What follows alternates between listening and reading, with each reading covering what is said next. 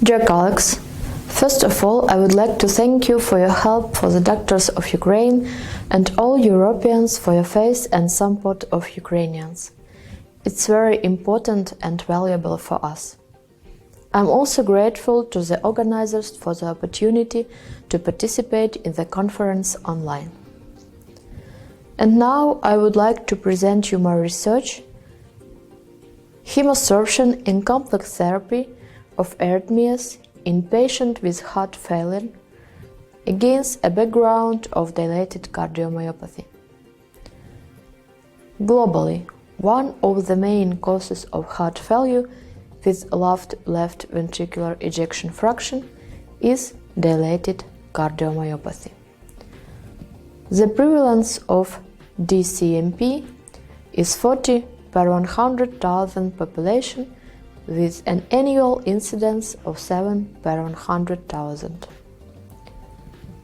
Terminal heart failure due to DCMP is the most frequent indication for heart transplantation. The main role in the progressive dilatation and remodeling of heart chambers and registration of first arrhythmias is played by the formation of autoantibodies to structural and functional myocyte proteins. The pathophysiology of dilated cardiomyopathy is based on a viral infection followed by autoimmune activation. Pro-inflammatory cytokines and antibodies detected in the blood of patients play an important role in mediated damage to the myocardium and the development of arrhythmias. According to other world researchers, the study immunosorption method showed effectiveness in the treatment of patients with DCMP refractory to standard therapy and can also be an alternative bridge to heart transplantation in the future. The work aims to evaluate the effectiveness of hemosorption with granulated deligandizing hemosorbent in the complex of conservative treatment of patients with rhythm disturbances against the background of heart failure in dilated cardiomyopathy. What materials and methods have we used?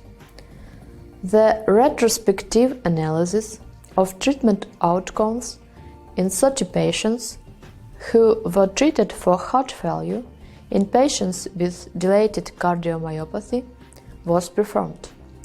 You can find more information about these patients in the table.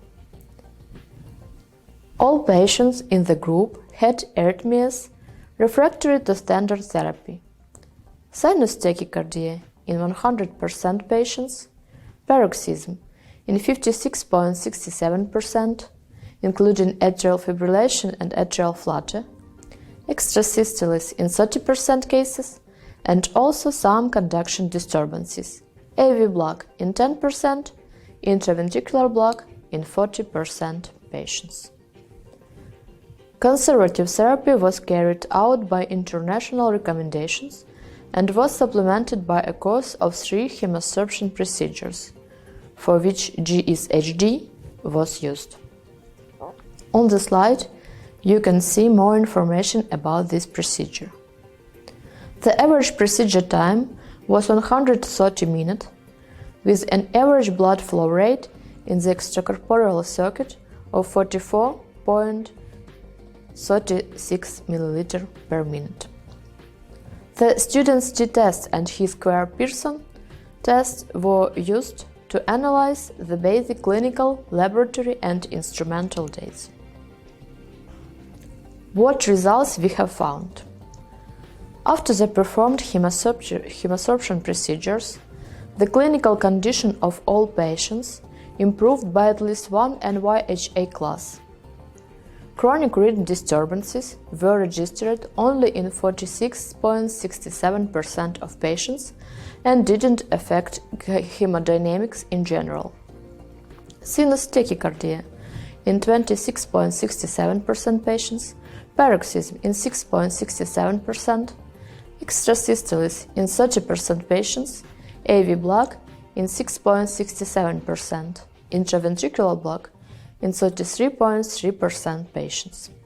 Left ventricular ejection fraction increased up to 30%, generally by 33%.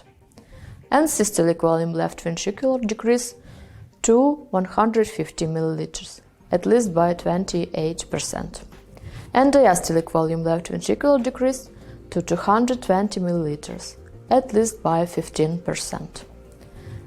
In conclusion, the use of hemosorption with granulated elegantizing hemosorbent against the background of conservative treatment of heart failure in dilated cardiomyopathy allows to correct rhythm disturbances and improves cardiac contractile function and general clinical condition of patients. Thank you for your attention.